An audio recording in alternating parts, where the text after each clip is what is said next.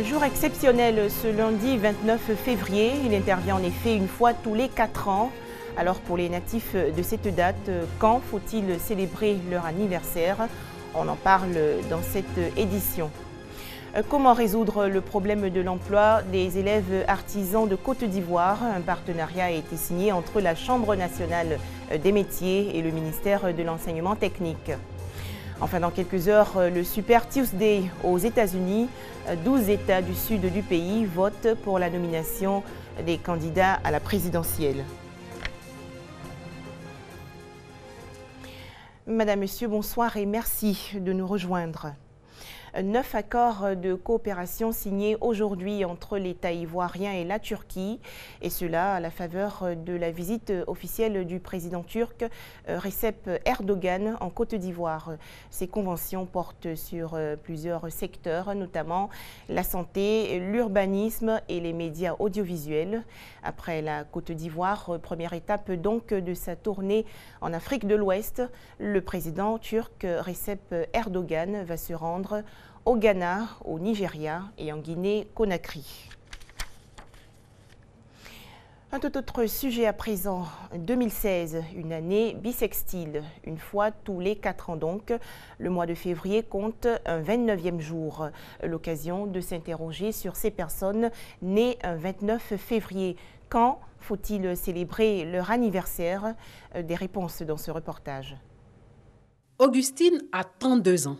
Depuis sa naissance, elle n'a célébré son anniversaire que 8 fois. Elle aurait bien voulu le faire tous les ans, mais Augustine est née un 29 février, une date qui ne figure que tous les 4 ans sur le calendrier grégorien. C'est bizarre. D'autres même souvent même se moquent même de toi, c'est 29 février, tu es né. Oui. Je suis contente parce qu'au moins cette année-là, c'est tombé sur un 29 février. Je vais fêter. Aimé est lui aussi né un 29 février. Et cette année 2016 est bien particulière pour lui. Je suis né un lundi, le 29 février 1988. Et j'ai remarqué que dans le calendrier de cette année, en 2016, le 29 est aussi un lundi. Pour moi, cette année, c'est un jour spécial. Cependant, une question reste posée. Comment célébrer son anniversaire quand le calendrier ne le permet pas? C'est le 1er mars que mes amis et mes frères me souhaitent le joyeux anniversaire. L'année passée, on a fêté le 28. Ils n'étaient pas vraiment d'accord qu'on le fête le 28, mais bon. Cette année, on a le 29 février, donc on fera un gros truc pour aimer. Souvent, si l'année tombe sur un 29 février, on fêtait mon anniversaire. Mais si ça ne tombait pas aussi, on ne fêtait pas. Pour certaines personnes, le 29 février n'augure rien de bon. Mais Augustine et Aimé assurent qu'il n'en est rien. Ce n'est pas parce qu'on n'est pas né le même jour que les autres, ou bien je ne sais pas, qu'on n'a pas la chance. Par exemple, moi, tout ce que je fais me réussit. Il y a un de mes amis qui me taquinait souvent, les gens mal nés là. Je suis en 3e année de gestion, licence de gestion. Ça veut dire que nous, on réussit aussi. Nous avons l'intelligence comme les autres. Les personnes nées le 29 février ne sont pas damnées, à preuve l'Algérien Cheb Khaleb, artiste-chanteur qui a marqué le cœur des mélomanes, et aussi l'Américain Chucky Brown, ancien champion du basketball. Il a laissé une empreinte indélébile dans le monde du basketball. Après cette année 2016, les personnes nées le 29 février vont célébrer leur anniversaire en 2020. Un reportage de Masso Kone commenté par Ami Koulibaly. Dans l'actualité nationale encore, l'engagement du ministère de l'enseignement technique et de la formation professionnelle auprès de la Chambre nationale des métiers de Côte d'Ivoire. Lors d'une récente visite du ministre Paul Kofi Kofi dans cette institution, un partenariat a été signé. Il s'agit entre autres de favoriser l'auto-emploi des élèves artisans. Pascal est mécanicien auto. Ce métier, il l'a appris sur le tas. Installé à son propre compte depuis plusieurs années, Pascal s'estime heureux d'avoir formé d'autres jeunes qui vivent de cette profession. Mon patron s'appelait Assamoah, c'était un Ghanéen, celui qui nous a appris à travailler. Par rapport à ce qu'il nous montre, c'est ce qu'on a appris et puis jusqu'au Audi, je continue. Moi aussi, j'ai formé beaucoup d'apprentis Audi qui sont patrons. Comme Pascal, ils sont des milliers d'artisans qui exercent leur métier sans aucune qualification. Selon la Chambre nationale des métiers de Côte d'Ivoire, seule la formation professionnelle peut garantir un bel avenir au secteur de l'artisanat. La structure s'engage donc dans un partenariat avec le ministère de l'enseignement technique et de la formation professionnelle. Le secteur de l'artisanat regroupe plus de 245 corps de métier. Nous donnons de l'apprentissage sur le tas et notre collaboration pourra permettre aux jeunes de pouvoir se perfectionner dans les centres de formation. Le secteur des métiers, le secteur des artisans, c'est un bassin de plusieurs milliers d'emplois qu'il faut exploiter. Et c'est pourquoi dans le partenariat, nous souhaitons véritablement apporter notre appui à la Chambre des métiers à travers les opportunités de formation des jeunes. Grâce à cette collaboration, les maîtres artisans vont se perfectionner dans les centres de formation professionnelle. En retour, les élèves formés dans les établissements professionnels bénéficieront de stages dans les ateliers d'artisans. Tout ceci dans l'optique de donner un nouveau visage à la formation professionnelle et faciliter l'auto-emploi. Des précisions de Moussa Konaté. À présent, ce grand moment de retrouvailles pour le personnel du district autonome d'Abidjan. Plus de 300 agents ont été décorés récemment dans la commune du Plateau.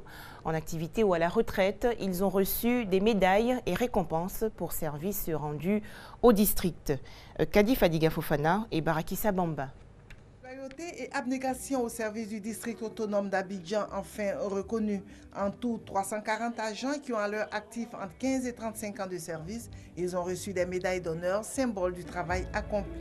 Monsieur le gouverneur, je saisis cette occasion particulière pour vous exprimer, au nom de tous les récipiendaires, ma profonde reconnaissance et ma sincère gratitude pour les médailles, les diplômes et primes symboliques qui consacrent et couronnent de longues années de service. C'est une initiative du gouverneur du district d'Abidjan. Objectif, récompenser ces hommes et ces femmes dévoués au service de la nation, mais surtout encourager la jeune génération. Ma joie est grande de voir des doyennes qui ont donné de leur sueur pour que le district soit ce qu'il est aujourd'hui.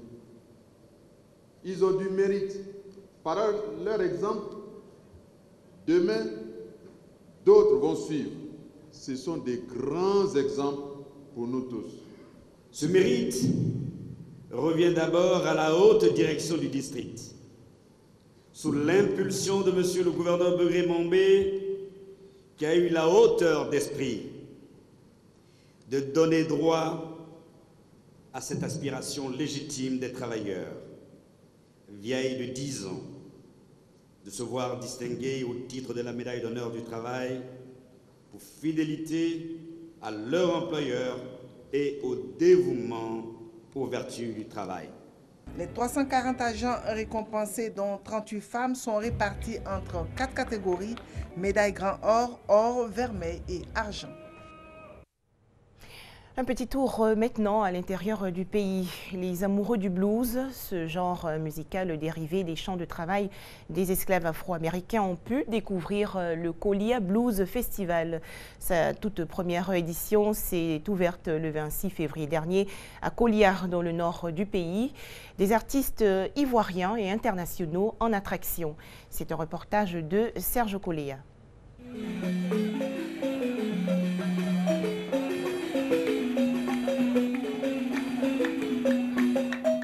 Grand rassemblement de rythmes, de chants et de danse.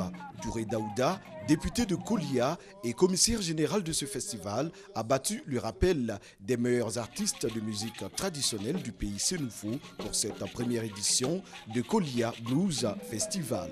Population, élus et cadres de la région ont tenu à vivre cet événement. J'ai été touché parce que j'ai vu les témoignages des populations qui savent pas ce que c'est que le blues. Aujourd'hui, on leur a fait comprendre que le blues, c'est votre musique. Et c'est les mêmes peuples-là qui sont partis en Amérique et qui jouent la musique que vous jouez d'une autre façon.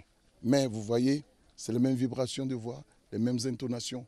Il est temps que des gens pensent au blues et qui ramènent le blues à sa source qui est l'Afrique. Ramener le blues en Côte d'Ivoire, ramener le blues dans la Bagoué, ramener le blues à Kolia. Un pont culturel entre l'Afrique et l'Amérique. Plus précisément, l'État du Mississippi, considéré comme terre d'accueil du blues. Un blues dont les acteurs ont toujours reconnu que les racines de ce genre musical se trouvent en Afrique. My first time being here, Africa.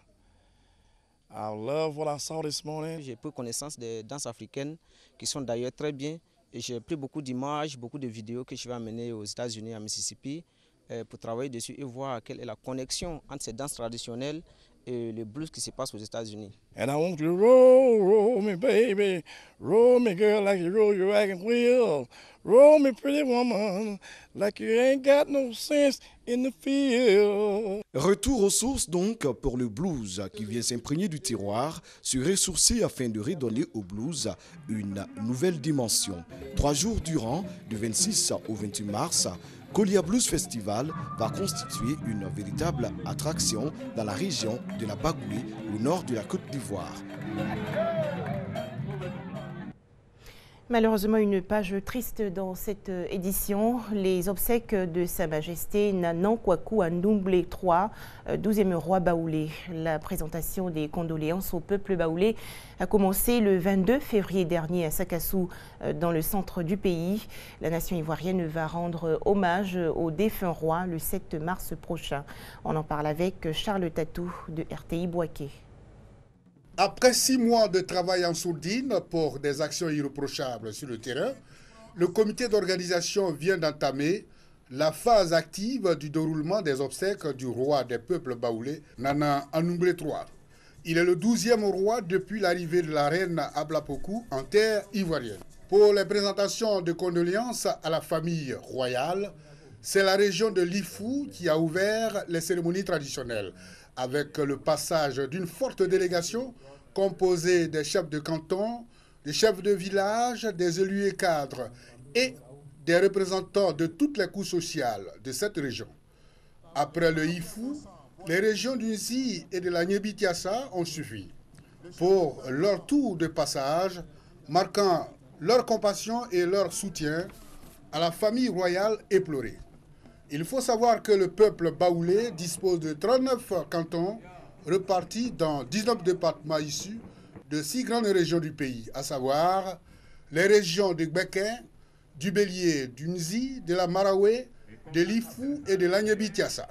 Normal donc de voir le comité d'organisation prendre toutes les dispositions pour le bon déroulement des obsèques. Sous la présidence du président Henri Konan Bédié du doyen Sika, nous avons mis un certain nombre de comités en place. Tous ces comités, depuis quelques jours, ils sont sur le terrain à Sakassou. Et ils mettent tout en œuvre pour que tous les parents, tous nos amis, tous nos alliés, toutes les populations qui viennent nous présenter leurs condoléances se sentent à l'aise. La deuxième journée a enregistré le passage de toutes les composantes de la population de Gbeke, région directement concernée par le décès du roi des peuples baoulés.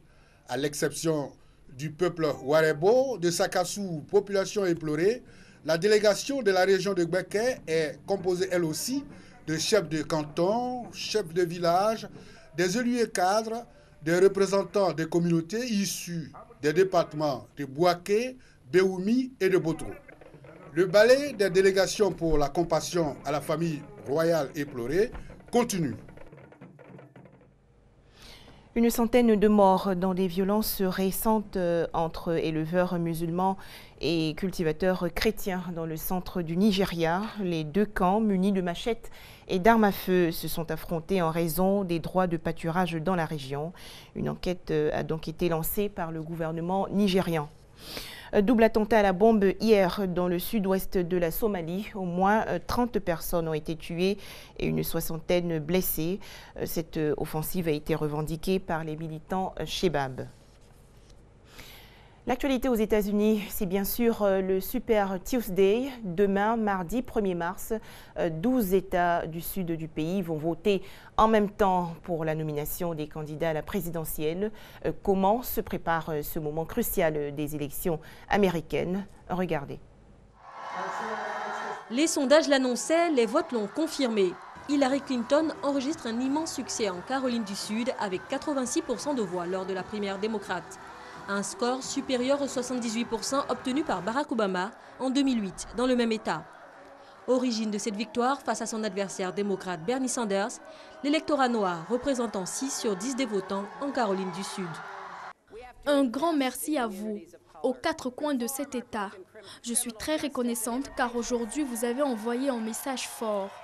Aux États-Unis, lorsque nous sommes unis, il n'y a aucun obstacle que nous ne pouvons franchir. Les deux candidats sont désormais au coude à coude en termes de victoire et de défaite. Bernie Sanders, lui, a déjà les yeux rivés sur le Super Tuesday, avec dans le viseur le candidat favori républicain Donald Trump. On va le battre parce que les Américains ne veulent pas d'un président qui insulte les Mexicains, les musulmans, les femmes, les Afro-Américains, les vétérans et tout simplement tous ceux qui ne ressemblent pas ou ne sonnent pas comme Donald Trump. Les candidats à la présidentielle américaine n'ont que 2 jours pour battre campagne avant le Super Tuesday, prévu pour le 1er mars prochain. Une date à laquelle 11 États américains devront voter pour leurs candidats, avec en perspective la convention d'investiture de juillet prochain. Les explications de Christelle Menant et Ben Touré. Voilà, merci d'être resté en notre compagnie et excellente suite de programmes sur RTI2.